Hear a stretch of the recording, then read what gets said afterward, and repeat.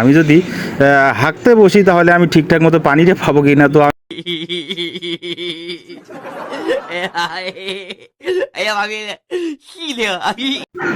সম্মানিত দর্শক মণ্ডলী, আজকে আমি আপনাদের সাথে একটি মজার দৃশ্য শেয়ার করব, যেটি আপনারা হয়তো বা কেউ দেখেছেন কেউ দেখেননি। আজকে আমি অন্তনগর দ্রুতযান এক্সপ্রেস ট্রেনের বাথরুমের বিষয়ে কিছু আপনাদেরকে তথ্য দিব। তো সর্বপ্রথম আমি বাথরুমের ভিতরে প্রবেশ করলাম। প্রবেশ করার পরে যেটি গুরুত্বপূর্ণ বিষয় যে বাথরুমের ভিতরে পানি থাকে কিনা এবং বাথরুমের লক ঠিক থাকে কিনা। তো এখানে ঢোকার পরে আমি দেখলাম যে বাথরুমের লক যা ছিল সব কিছু ঠিকঠাক আছে। আবার বাথরুমের ভিতর যৌন সম্পর্কে কিছু স্টিকারও দেওয়া ছিল। তো সেখানে আমি আরও কিছু বিষয় আমি অভিজ্ঞতা লাভ করলাম সেখানে। তো আপনারা দেখতে পাচ্ছেন এই যে বাথরুমের ভিতরে একটি অস্বচ্ছ গ্লাস আছে, সেই গ্লাসে আবার সুন্দর ছবিটাও দেখা যাচ্ছে। তো এখানে যেটি গুরুত্বপূর্ণ বিষয় সেটি হচ্ছে বাথরুমের পানি ব্যবস্থা। তো আমি দেখলাম বাথরুমের ভিতর ঢোকার পরে যে এখানে পানি আছে কিনা, পানি সাপ্লাই ঠিক আছে কিনা। আমি যদি হাঁকতে বসি তাহলে আমি ঠিকঠাক মতো পানিটা পাবো কিনা। তো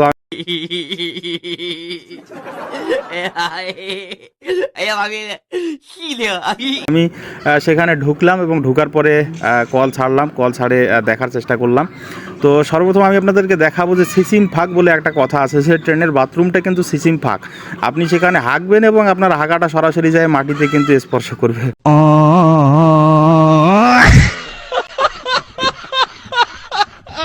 তো আপনারা দেখতে পাচ্ছেন। তো সেই বিষয়টি আমি আপনাদেরকে দেখাইলাম বাথরুমের ব্যবস্থাটা। তো এখানে আমি আপনাদেরকে পরবর্তী যে বিষয়টি দেখাতে যাব সেটি হচ্ছে পানির ব্যবস্থা। তো ট্রেনে কিন্তু মূলত কিছু কিছু ট্রেনে পানির ব্যবস্থা খুব ভালো থাকে, কিন্তু আমি যেই ট্রেনে উঠছিলাম আমার কপাল খারাপ ছিল, সেই ট্রেনে কিন্তু আমি ঠিকঠাক মতো পানির ব্যবস্থাটা পাইনি। ঠিক আছে। তো এখানে আপনারা দেখতে পাচ্ছেন যে সেই সিসিম ফাঁক বাথরুমে কিন্তু স্পেসটা অনেক ছোট। তো এই বাথরুমের ভিতর দেখেন আমি কল ছাড়লাম, এখানে কল ছাড়ে একটু পানিটা দেখার চেষ্টা করব। হাজারবার ঘুরাইছি, বুঝছেন বন্ধুরা, হাজারবার ঘুরাইছি কিন্তু আমি সেখানে পানির দেখা পাই নাই।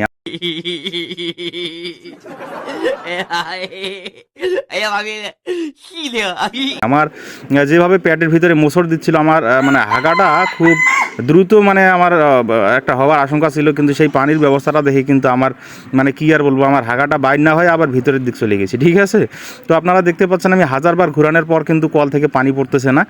তো আমি এখান থেকে একটি জিনিস উপলব্ধি করছি, কারো যদি প্রচণ্ড হাগার চাপ থাকে তাহলে আপনারা হাগার 10 মিনিট আগেই অবশ্যই ট্রেনের বাথরুমগুলোতে চেক করে নেবেন যে আপনার কোন বাথরুমে পানি আছে, কোনটাতে পানি পাবেন।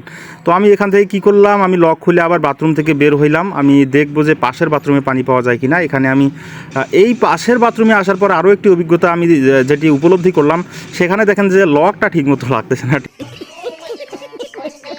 ঠিক আছে। আমি লকটাকে অনেকবার ঘুরাইলাম, ঘুরে লকটা লাগানোর চেষ্টা করলাম, কিন্তু কোনো ক্রমেই লকটা লাগতেছে না। আমি অনেক জোর জবরদস্তি ঠেলাঠেলি করে চেষ্টা করলাম, কিন্তু সেই লকটিকে লাগাতে আমি সক্ষম হতে শেষ পর্যন্ত পারি নাই। আপনারা দেখতে পাচ্ছেন যে লকটা নিয়ে আমি অনেক চেষ্টা করলাম, শেষ পর্যন্ত আমি আমার ইমোশনটা শেয়ার করার জন্য আমি কিন্তু সেই অস্বচ্ছ গ্লাসের দিকে ক্যামেরাটা ধরেছিলাম।